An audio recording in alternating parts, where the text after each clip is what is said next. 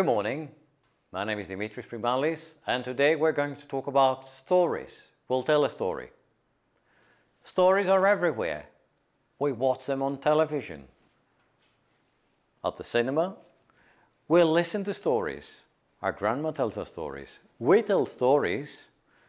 We tell stories to our friends. We have stories on the social media, and we read stories. Most books are about stories. Now today we're going to tell a story, and we're going to write a story as well. Stories are like paintings, but painters use drawing. We use words. So all you need to write a story is a piece of paper, a pen or a pencil, and your imagination. Now let's imagine things.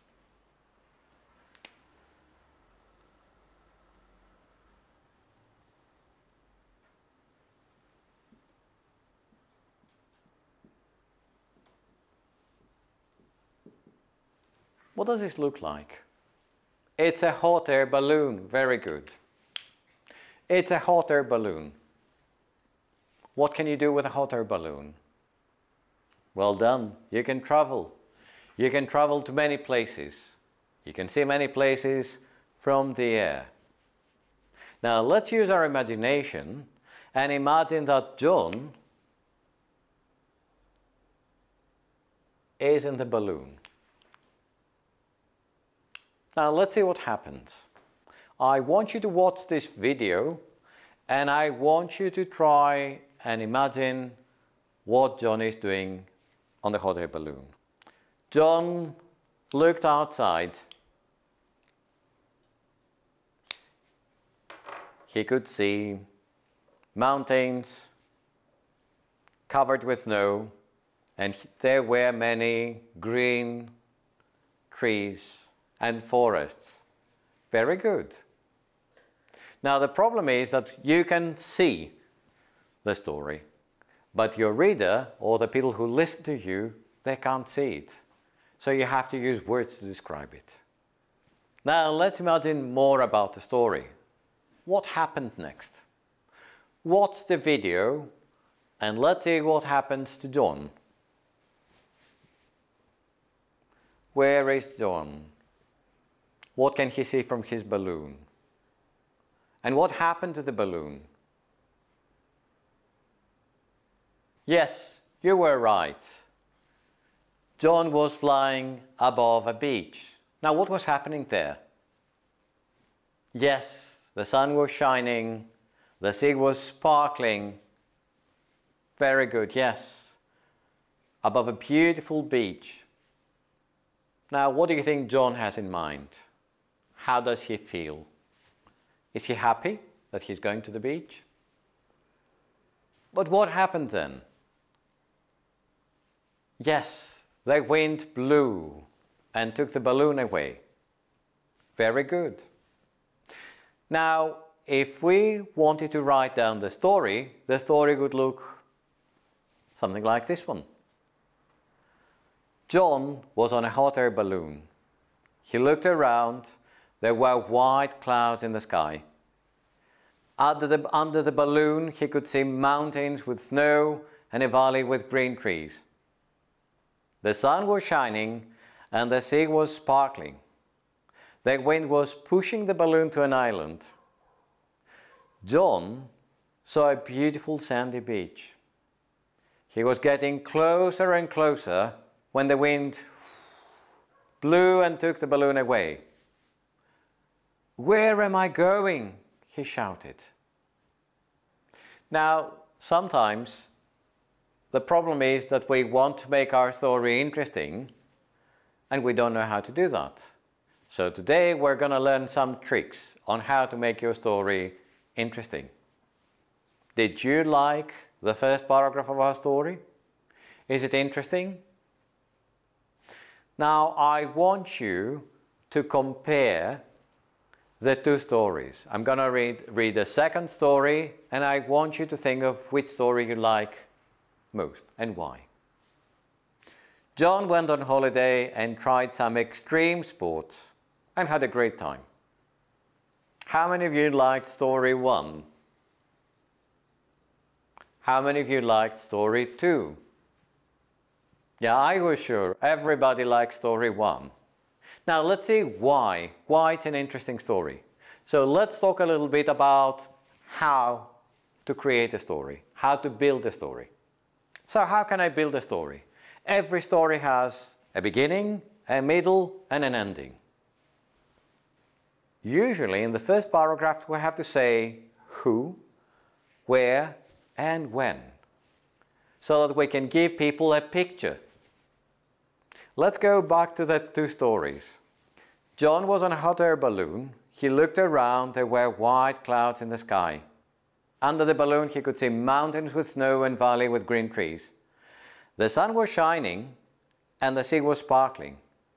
The wind was pushing the balloon to an island. John saw a beautiful sandy beach. He was getting closer and closer when the wind blew and took the balloon away. "Where am I going?" he shouted.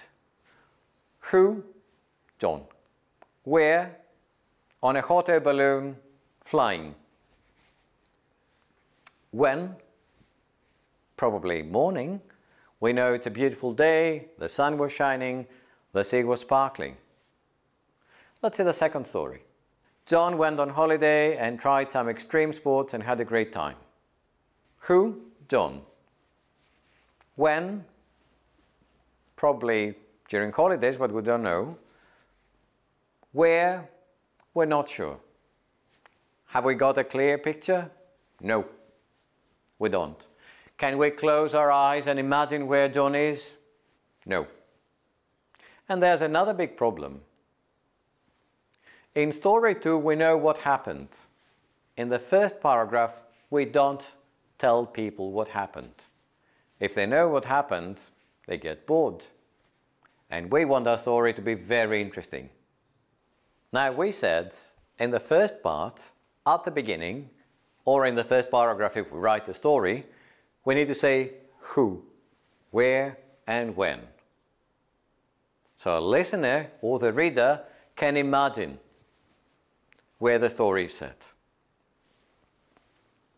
In the second paragraph, we give more details.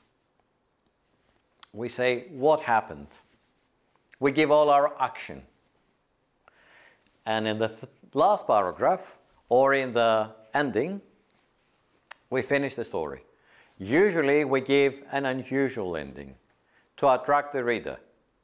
Now, so far we have seen how you can build a story. Now, let's see what kind of tools you need. What you need to use to write a story. Yes, I know you remember simple past. We use simple past to talk about something that happened in the past and it was short. I opened the door, then I saw a box and I took it. When you talk about long actions, about things that were happening, then we use past continuous. I was watching a film. Did you watch a film for 1 minute? Did you start watching the film at 2 p.m. and you finished a minute later? No. I was watching a film. And usually we write sentences with past continuous when we start the story, when we want to paint the background of the story, when we want to give people an idea. Now let's use our imagination. Sometimes we don't need pictures, sometimes we use sounds. I want you to listen to some sounds now, and I want you to take notes. What can you listen? What can you hear? And remember, I want you to take notes, and I want you to imagine who, where, and when.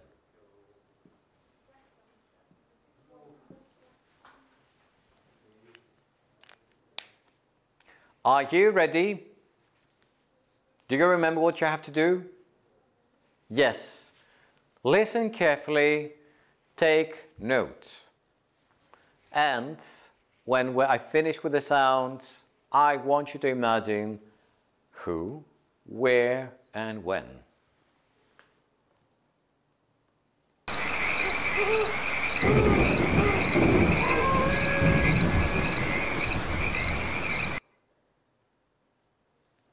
Is it morning or night? How do you know? Is it in the city or in the countryside? And what happened after that?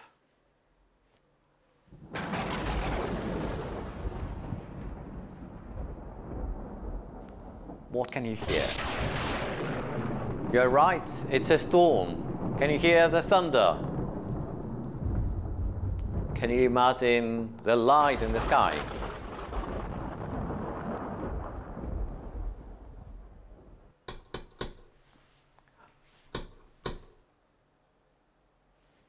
What does it sound like? Yes, someone knocking at the door.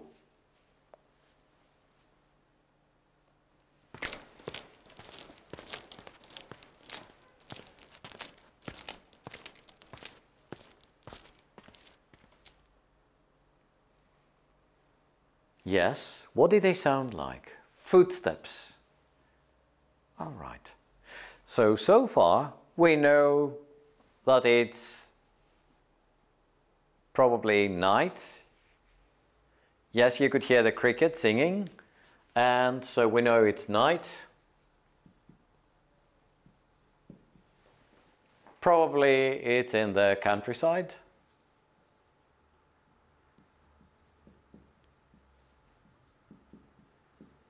It's not in the city. And who's there? Somebody knocks the door.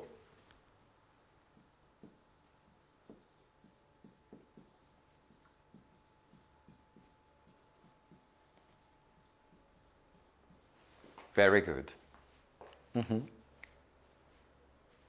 And you will decide if it's summer or winter night. So somebody knocks the door, and we know that somebody walks there to open the door. So there are two people.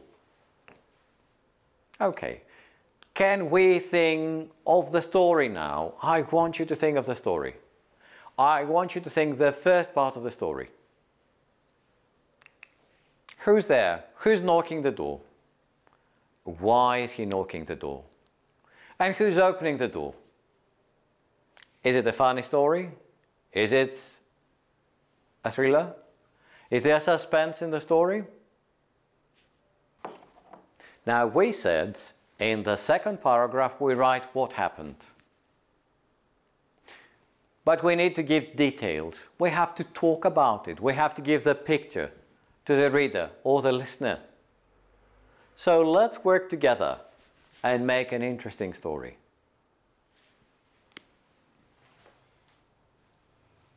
Shall we say the door opened slowly?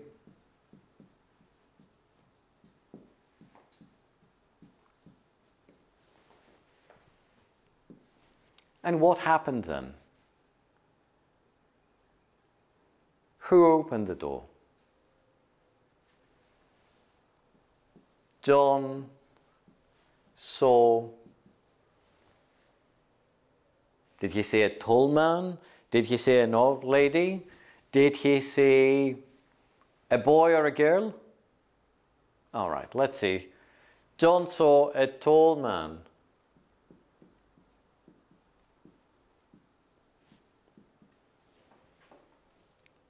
Where? Behind the door.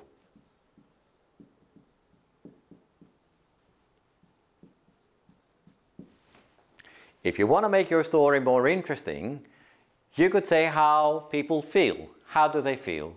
Do they feel excited? Do they feel scared? Are they nervous? And how do they do that? For example, the tall man, what could he be saying?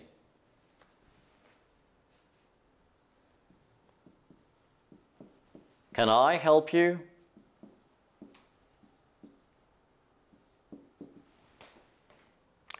said the man.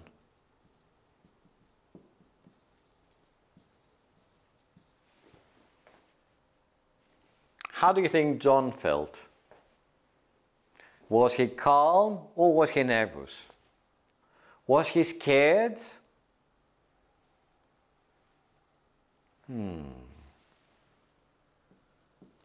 So John was scared at the beginning, at first. But imagine John. He's out there, it's raining, it's pouring, and he needs to go somewhere dry. It's raining, there's a storm outside. So John was scared at first, but what did he do? He decided to ask for help.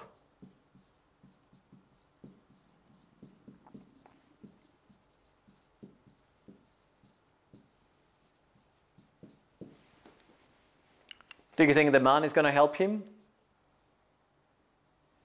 Maybe. Sometimes we want to give more suspense. How can we give suspense? We can use words like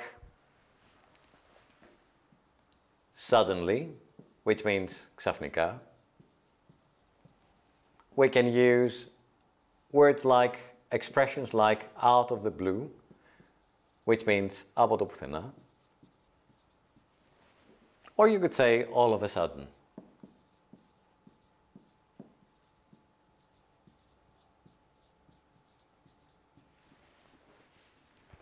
These words help make our story more interesting, and they help us understand when something happens in the story. So John was scared at first, but he decided to ask for help. Suddenly, now what happened there suddenly? Yes, he heard another voice.